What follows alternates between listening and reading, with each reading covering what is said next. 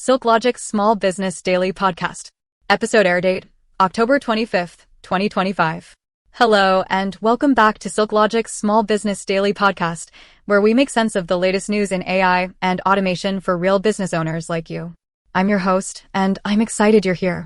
Today's big story? California just passed the nation's first law to force AI companies to design chatbots and virtual companions with something called artificial integrity. We'll break down what that means for your business and why it could change customer trust in the digital age. We'll also explore the growing shift toward microlearning and employee training and how small companies are finding big wins with bite-sized education. And finally, get the latest on how remote work is reshaping hiring, costs, and resilience for small businesses everywhere. If you're looking to understand how these trends could shape your business this week, you're in the right place. Let's get started. California moves to make AI more trustworthy, what it means for small business. Here's a headline that could have a ripple effect for anyone using chatbots or AI customer support. California has just passed Senate Bill 243, the first law in America to force AI companions and chatbots to act with integrity, meaning they have to be upfront about being non-human, especially in sensitive situations. Why should small business owners care?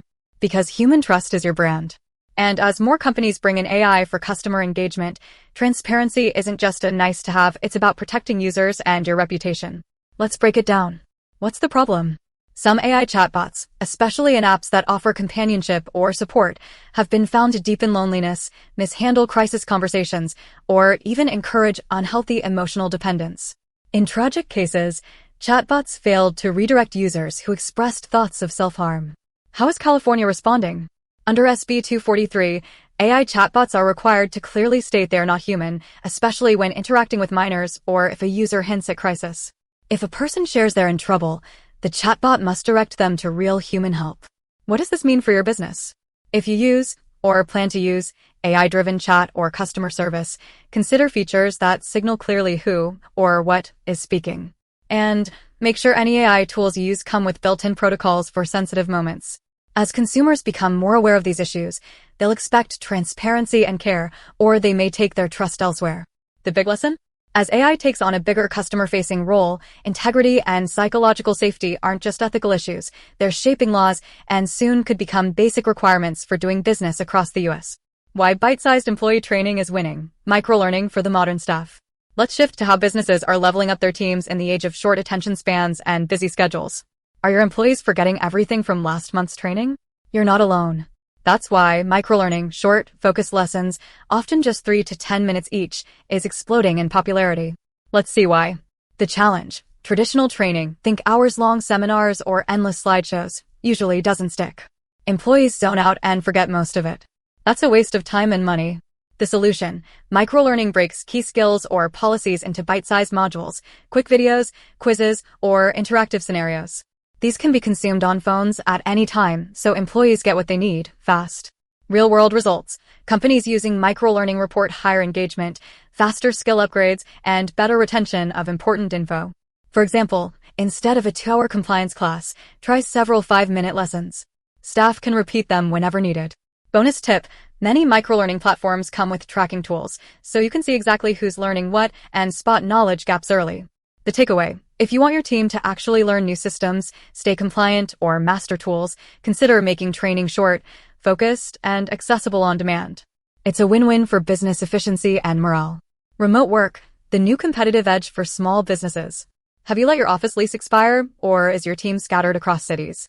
Turns out, you're not just following a trend, you might be gaining a permanent advantage. Here's what's happening. Hook. More small businesses than ever are going remote, not just for convenience, but as a deliberate strategy for growth and survival.